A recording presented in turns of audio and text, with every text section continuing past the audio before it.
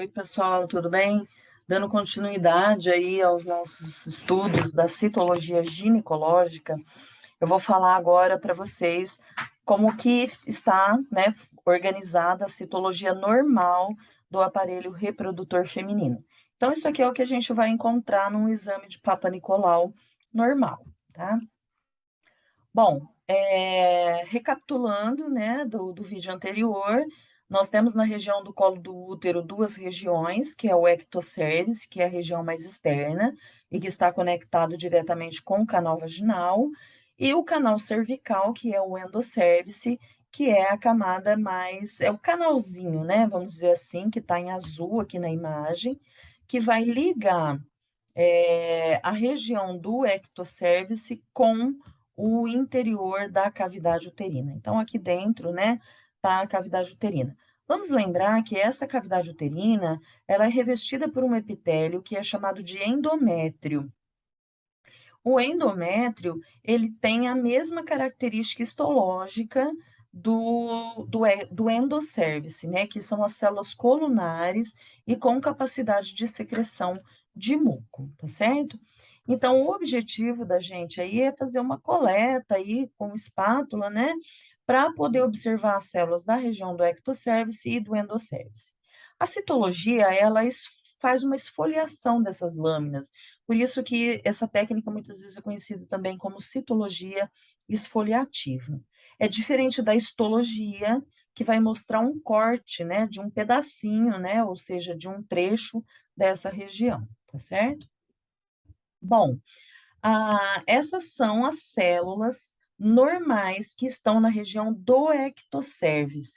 Então, o ectocervix é aquela região mais externa, que é formada por um epitélio estratificado escamoso.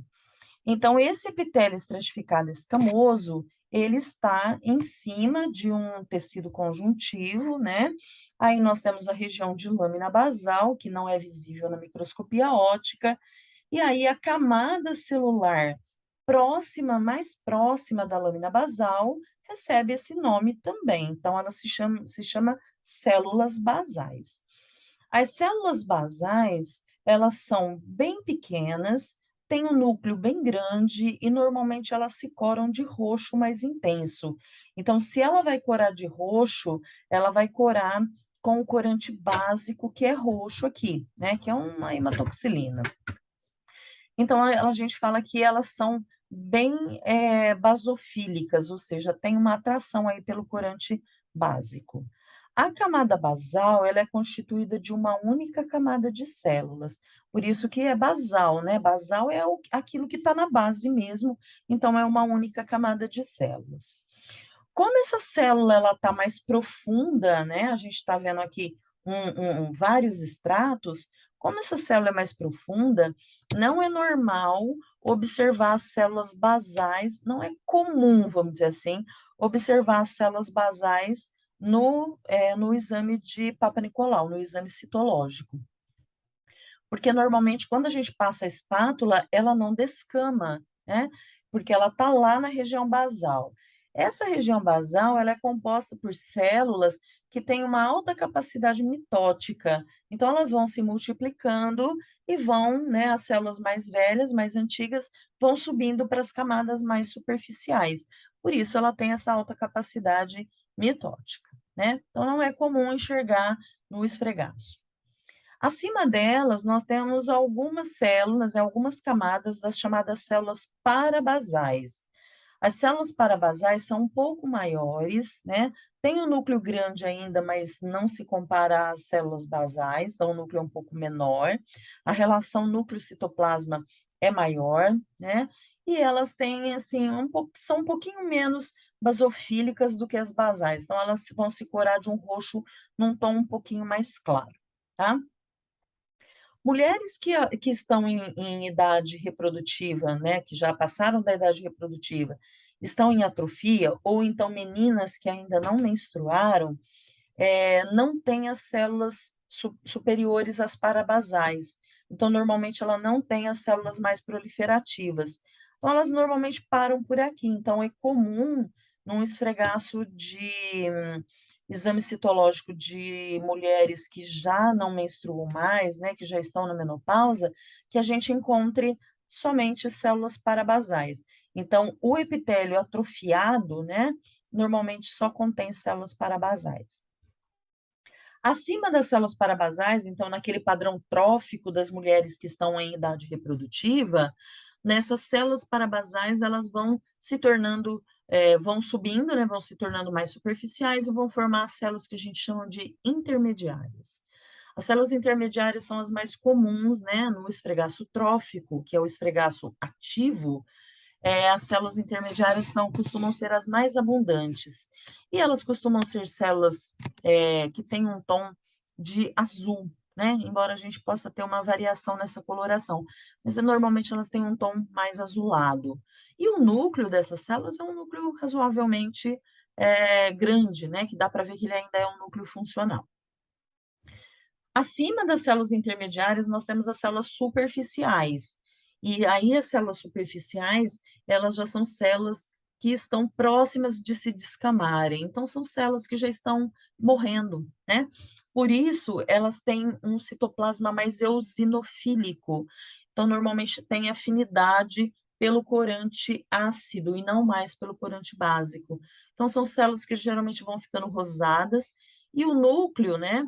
Já é um núcleo que quase não está funcional mais. Por isso, ele vai se tornando um núcleo pequeno, que a gente chama de núcleo piquinótico, né? Que nós vamos ver um pouquinho mais de detalhes para frente. E aí, né, quando essas células elas perdem o núcleo, né? Ou seja, o núcleo lisou, sofreu lise, já não tem núcleo mais, a célula morreu, ela forma uma escama nucleada, que não é comum a gente encontrar, né, no exame de Papa Nicolau, mas ela pode aparecer. Mas, de qualquer forma, não é tão comum. Vamos lembrar que essas células também podem ser chamadas de células malpighianas, existem alguns livros, né, que trazem essa nomenclatura. Então, se vocês observarem essa nomenclatura células malpighianas, nada mais são do que as células do ectocervice, dessa camada que reveste aí a parte externa do colo do útero, tá? Bom, então aí aquele detalhe que eu tinha falado para vocês, as células basais raramente são vistas no esfregaço, a não ser que exista uma atrofia muito intensa, né? No caso, por exemplo, de mulheres que tiveram retirada de ovário, então tem uma atrofia muito severa, elas podem aparecer, ou em caso de ulceração da mucosa. Então, ao aparecer as células basais, se a mulher não está em período de menopausa, nada disso, aparecer célula basal pode indicar que está havendo alguma lesão, né? Que pode ter havido alguma lesão. Lembrando que as células basais são essas mais próximas do tecido conjuntivo. Então, nós temos aqui à esquerda a região do ectocervice e à direita aqui o epitélio colunar do endocérvice, né? Esse ponto de junção aqui entre o ectocervice e o endocérvice é que a gente chama de JEC, né? A junção escamo-colunar. Vamos lembrar também que as células basais formam uma única camada, tá certo? As células basais, como eu havia dito para vocês, elas têm uma capacidade germinativa muito grande, então elas realizam mitose, e elas são as mais jovens e as menores células do epitélio pavimentoso e estratificado. Esse é um exemplo de uma célula basal, né? Então, a célula basal, vocês vão ver que ela tem um núcleo bem grande, a relação núcleo-citoplasma é pequena, né? Porque o núcleo é bem grande. O citoplasma é bem escasso, por isso que ele tem uma relação também pequena. O citoplasma é bem basofílico, então ele cora com esse azul bem intenso, né? E o núcleo é bem difuso, que é uma característica, essa coloração difusa é uma característica dos núcleos que são muito ativos, né? Em termos de metabolismo. Essa azul que vocês estão vendo mais para baixo é uma célula intermediária, a gente vai falar dela daqui a pouco. Essa esquerda é uma célula superficial, então vocês veem a diferença normalmente de coloração, mas essa coloração ela pode enganar um pouco, a gente pode ter aí uma pseudocoloração, né? Então, normalmente a gente diferencia uma célula intermediária de uma superficial pelo núcleo. A célula intermediária tem um núcleo maior, né? Enquanto as superficiais têm um núcleo bem menorzinho. E aqui embaixo, uma célula parabasal. Vocês veem a diferença da célula basal para a parabasal. O núcleo da parabasal é um pouco mais escuro, um pouco menor, e o citoplasma também bem mais abundante, tá certo? As células basais normalmente são redondas ou ovaladas, né? Não são células muito grandes. Tem uma coloração basofílica, ou seja, ela tem uma cor azulada ou verde, dependendo do tipo de coloração, né? Hoje a gente tem algumas variantes da coloração do Papa Nicolau, pode usar também um corante esverdeado, né? Mas a gente aqui eu vou mostrar sempre esse tom mais azulado para vocês. O núcleo é relativamente grande, é cerca de 2/3 da célula, e o núcleo também é redondo, né, ou ovalado, seguindo as características do citoplasma celular. Aqui em cima nós temos duas células parabasais, ok? Então, as células parabasais, vocês já estão vendo aí qual é a característica dela. Aí, as células parabasais. As células parabasais apresentam duas ou mais camadas, né, mas não muitas, costumam ser duas, no máximo 4 camadas. As células são arredondadas e ovaladas também, e também se coram em azul ou verde, mas ela tem um tom de cor azulado um pouquinho mais clara do que as células basais, tá? O citoplasma é mais transparente do que das basais, é menos corado do que as basais, né? O núcleo, ele é redondo ou oval também, mas ele é menos volumoso do que o das células basais. Então, vocês estão vendo aí, né? Esse núcleo menos volumoso e a diferença dessa célula parabasal com a célula intermediária, que está aqui à direita, né? Ou seja, uma célula bem maior e bem mais escamosa, né? Aquela característica de escama já começa a ser observado nessas células intermediárias. Aí uma imagem, né, bem interessante das células parabasais, bem esféricas, né? E aqui à direita a célula mais ovalada. A cromatina, ela é mais fina, mas ela apresenta um certo padrão de granulação, então a gente vê um núcleo mais granuloso do que as células basais. E essas células são as células que normalmente são encontradas na maioria maciça nos esfregaços atróficos, que são aqueles onde a mulher já está na menopausa, ou então no caso de meninas que ainda não menstruaram, né? Então, o padrão atrófico é observado antes da primeira menstruação e também naquelas mulheres que já estão na menopausa, ou seja, passaram pelo período do climatério e já estão há mais de um ano sem menstruar, né? As células parabasais também são observadas em casos de erosão, ou seja, quando há algum tipo de lesão. Então, uma mulher que está em idade reprodutiva, está menstruando, não faz uso, por exemplo, de contraceptivos, nada disso, que apresenta muitas células parabasais, pode ser um indicativo de lesões, ok? Aí as células intermediárias, que são as células mais abundantes dos esfregaços ginecológicos, né? Ela tem muitas camadas de células, então é a mais espessa de todas as camadas. As células são grandes, ela tem um formato poligonal, né? Parece um polígono, então ela tem lados muitas vezes. As bordas dessas células são um pouco nítidas, muitas vezes parece que essa borda foi apagada, e o citoplasma normalmente é corado com um tom azulado mais claro, né? Então, ela apresenta esse tom azul mais clarinho do que aquilo que a gente observou nas basais e parabasais.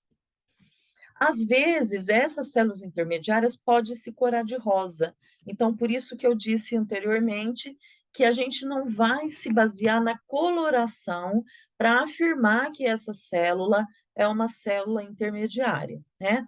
Às vezes a gente pode ver uma célula rosada e achar que ela é uma célula superficial, mas na verdade ela é uma célula intermediária. O que a gente vai usar para diferenciar a célula intermediária da superficial é o núcleo, é o tamanho do núcleo. Então, o núcleo que não é piquenótico, ou seja, é um núcleo que tem um certo volume, ele é redondo, ovalado, né? Está em posição central, ele normalmente indica a presença de uma célula intermediária, tá bom? As células intermediárias, elas vão aparecer em grande maioria na segunda fase do ciclo menstrual e normalmente refletem a ação da progesterona, embora, né, elas também sejam abundantes no início, né, logo depois da menstruação, quando a mulher acabou de menstruar, naquele início do ciclo, elas também são comuns. Mas na segunda fase, ela é presença quase que completa, né? Porque ela responde normalmente à progesterona. Depois a gente vai ver a citologia hormonal e aí nós vamos voltar nesse assunto.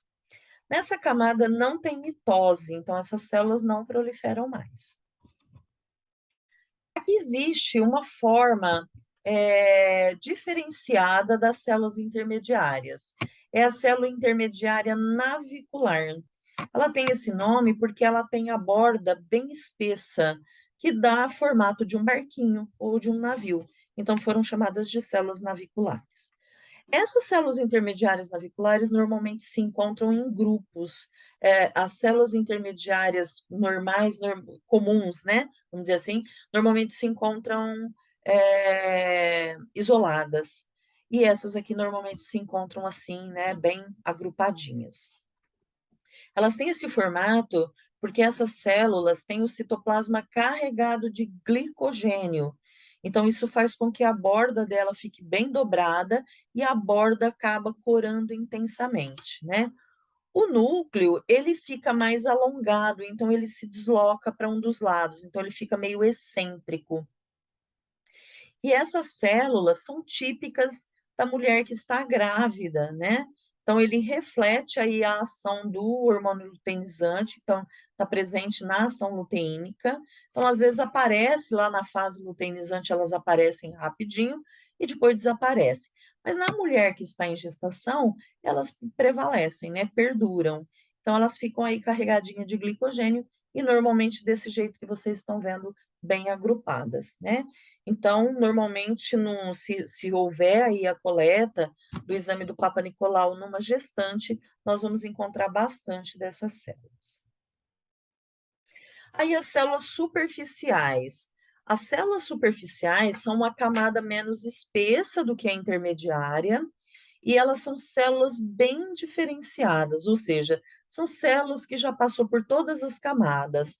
Essa célula já foi uma célula basal, já foi uma célula parabasal, já foi uma intermediária, né? E agora ela está em processo de involução. Então, o núcleo dela está bem pequenininho, né? Que é o que a gente chama de núcleo piquinótico, e a célula vai adquirindo essa característica eosinofílica, que é uma característica de células que têm uma diminuição metabólica muito acentuada. Ou seja, é uma célula que daqui a pouco vai descamar, né? Essas células têm bordas citoplasmáticas bem delimitadas, né? São ao contrário das intermediárias, que a borda está meio difusa, ela tem a borda bem delimitada e são células bem grandes, tá? O citoplasma é transparente, corando-se levemente em rosa, então uma característica eosinofílica. Porém, aquilo que a gente tinha comentado antes para as intermediárias, pode ser que hajam células superficiais também basofílicas que coram em azul. Como que a gente vai diferenciar então? Pelo núcleo, né? Então, mesmo que a célula seja azulada, mas ela, se ela tiver o núcleo piquinótico, que é o núcleo pequenininho, ela é uma célula, na verdade, superficial. É uma célula bem plana, ou seja, bem achatada, bem escamosa, e normalmente elas aparecem isoladas.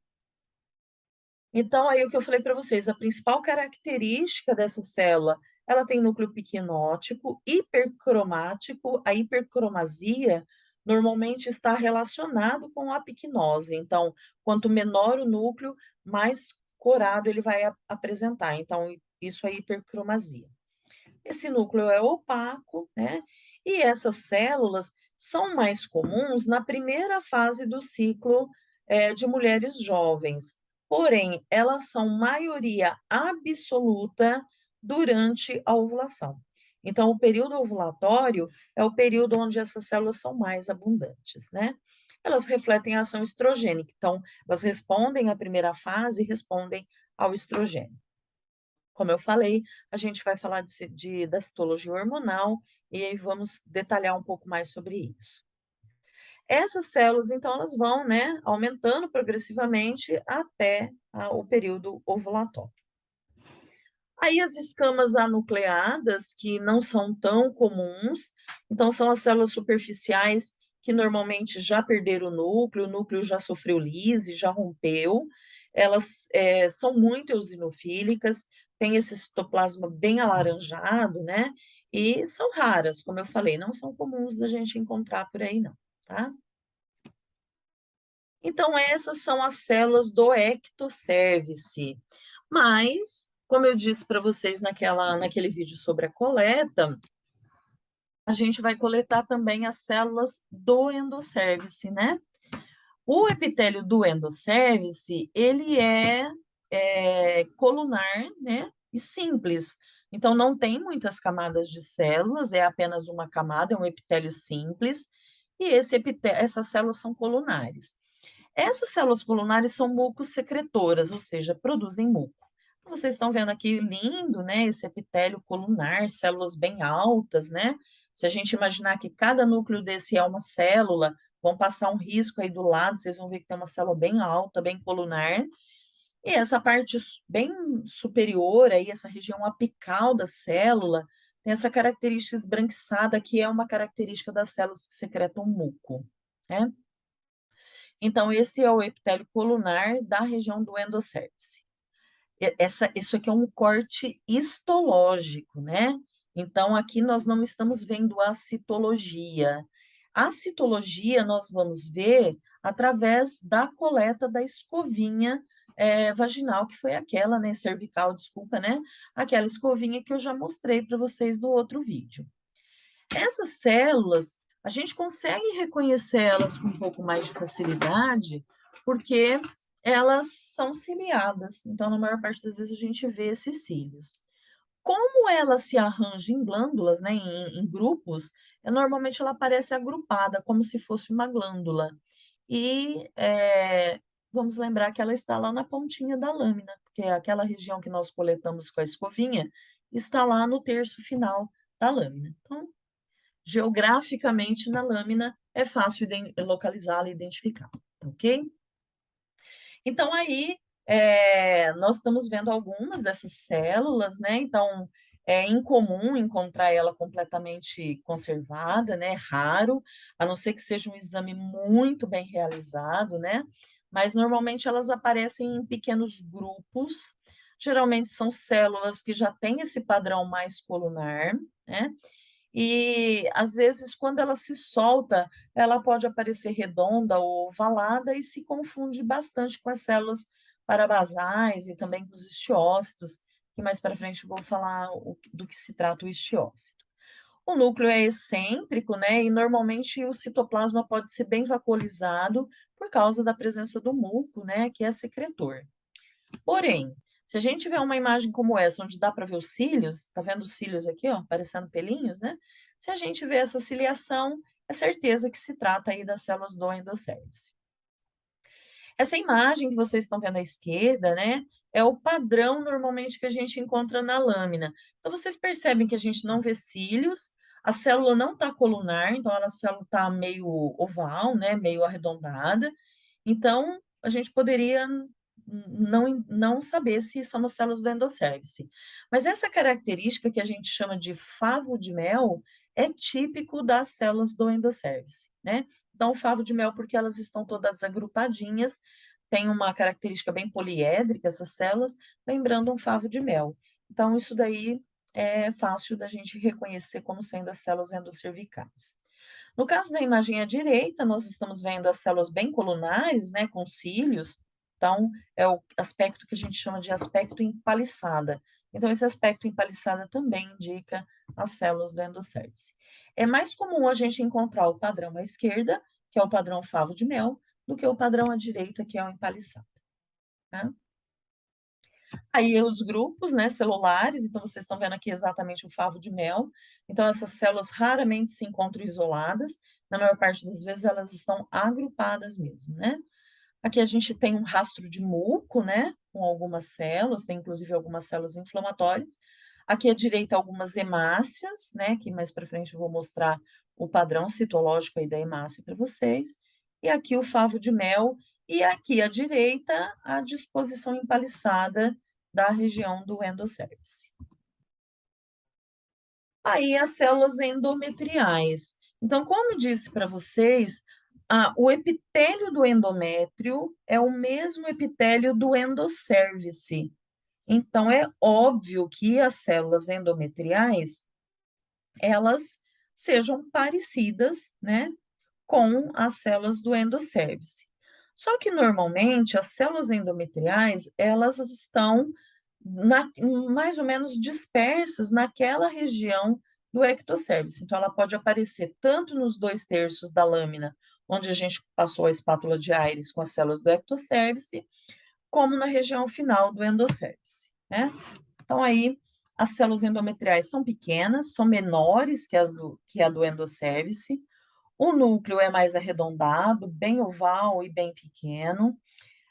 Normalmente, eles descamam também agrupados, muito semelhante às regiões do endosservice, e são mais raras de serem vistas isoladamente. E são menores do que as endoscervicais. Normalmente, as células endometriais, elas aparecem em grande número, que normalmente leva a gente a chamar de êxodo, né? Então, essa característica. Por que êxodo, né? É como se elas estivessem migrando. E é verdade, né? Porque, na verdade, são células do endométrio que estão descamando ali na região. Então, elas se encontram nesse grande grupo, que normalmente é chamado de êxodo.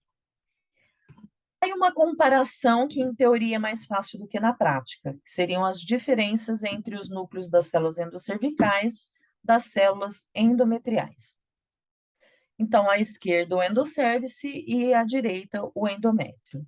Então, as endoscervicais estão agrupadas, né? Normalmente são grande quantidade de grupos. As endometriais aparecem em grupos, assim, uma quantidade menor de grupos. Os núcleos são maiores nas células endoscervicais do que nas endometriais. Normalmente apresenta aí uma grande anisocariose, né, nas células endoscervicais. O que é anisocariose? É modificação no formato do núcleo, né? Então, essas mudanças no formato do núcleo são maiores nas endoscervicais do que nas endometriais. Essas células são mais uniformes, né? O tamanho do núcleo é mais uniforme. Nas endoscervicais, pequena superposição de núcleos, né? Nas células endometriais, grande superposição, porque é aquilo que eu falei. Normalmente elas descamam em grupos muito grandes, então uma sobrepõe em cima da outra, a gente acaba vendo aquela característica do êxodo, né? Nas endoscervicais, o núcleo é mais ovalado, enquanto nas endometriais o formato é mais arredondado. A membrana nuclear é pouco delimitada no endosservice e o núcleo é mais bem delimitado nas endometriais. O nucleolo costuma ser proeminente nas endoscervicais, mas são mais raros nas endometriais. Mas, como eu disse para vocês, isso é muito mais fácil de diferenciar na teoria do que na prática, né? Mas depois, com a prática, a gente vai melhorando nisso. Então, aqui, por exemplo, duas imagens, sendo que nós temos as endometriais à esquerda e as endoscervicais à direita, né? Essa aqui tá fácil, isso aqui é jogo rápido, porque tem uma região aqui onde a gente consegue ver esse padrão, né, bem empaliçada das células endoscervicais. Então, tá mais fácil de identificar. Caso essa disposição empaliçada estivesse ausente, a gente já teria um pouquinho mais de dificuldade para diferenciá-las. Porém, percebam que o endométrio, como ele tem muitas células sobrepostas, ele acaba ficando com um padrão bem mais corado, bem mais forte, ok? Então, era isso, né? A gente volta com outros vídeos falando um pouquinho mais da citologia ginecológica. Muito obrigada, fiquem com Deus, beijos.